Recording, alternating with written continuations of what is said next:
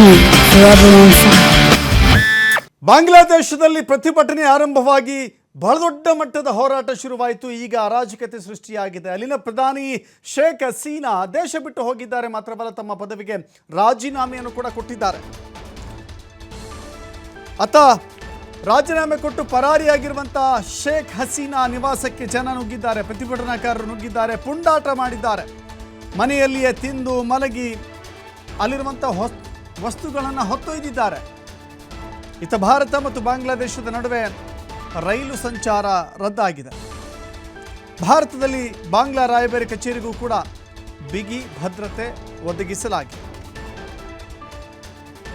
ಸ್ವಾತಂತ್ರ್ಯ ಹೋರಾಟಗಾರರ ಮೀಸಲಾತಿ ವಿಚಾರಕ್ಕೆ ಸಂಬಂಧಪಟ್ಟಂತೆ ಹೋರಾಟವಾದಂಥ ಆರಂಭದ ಕಿಡಿ ಬಹಳ ದೊಡ್ಡ ಮಟ್ಟಕ್ಕೆ ಹೊತ್ತಿಕೊಂಡಿತ್ತು.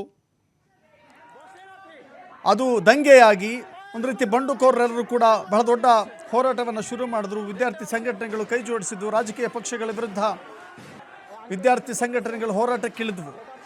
ಅದು ಯಾವ ಮಟ್ಟಕ್ಕೆ ಬಂತು ಅಂತ ಹೇಳಿದರೆ, ಆ ದೇಶದ ಪ್ರಧಾನಿ ರಾಜೀನಾಮೆ ಕೊಟ್ಟು ಆ ದೇಶವನ್ನು ಬಿಟ್ಟು ಓಡಿ ಹೋಗುವ ಹಂತಕ್ಕೆ ಬಂತು. ಈಗ ಓಡಿ ಹೋಗಿದ್ದಾರೆ. ಎಲ್ಲಿದ್ದಾರೆ, ಹೇಗಿದ್ದಾರೆ ಅನ್ನೋದಕ್ಕಿಂತ ಹೆಚ್ಚಾಗಿ ಅವರು ದೇಶ ಬಿಟ್ಟು ಹೋಗಿದ್ದಂತೂ ಪಕ್ಕ, ರಾಜೀನಾಮೆ ಕೊಟ್ಟಿದ್ದಂತೂ ಪಕ್ಕ. ಅಲ್ಲಿ ಅರಾಜಕತೆ ಸೃಷ್ಟಿಯಾಗಿದೆ. ಇದರ ಬೆನ್ನಲ್ಲೇ ಸೇನಾ ಆಡಳಿತ ಜಾರಿಗೆ ಬಂದಿದೆ.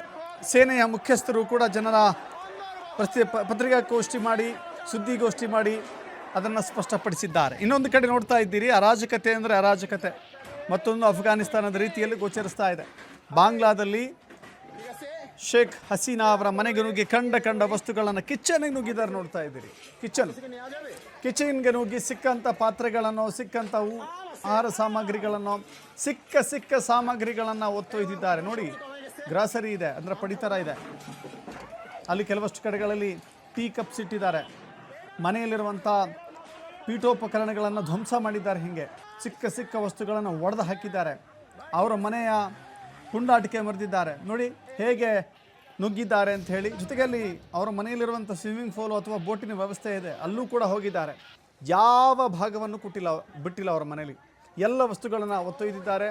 ಕಿಡಿಗೇಡಿಗಳು ಒತ್ತೊಯ್ದಿದ್ದು ಮಾತ್ರವಲ್ಲದೆ ವಿಡಿಯೋ ಕೂಡ ಮಾಡ್ಕೊಂಡಿದ್ದಾರೆ. ತಟ್ಟೆ, ಲೋಟ, ಪುಸ್ತಕ, ಪೀಠೋಪಕರಣ, ಯಾವುದೋ ಒಂದು ಮೂರ್ತಿನೋ, ಅವರ ಮನೆಯಲ್ಲಿದ್ದಂಥ ಚಂದದ ವಸ್ತುಗಳನ್ನು ಎಲ್ಲವನ್ನೂ ಕೂಡ ಸಿಕ್ಕಿದ್ದು ದೋಚಿಕೊಂಡು ಪರಾರಿಯಾಗಿದ್ದಾರೆ ಅಲ್ಲಿನ প্রতিভটনাকার।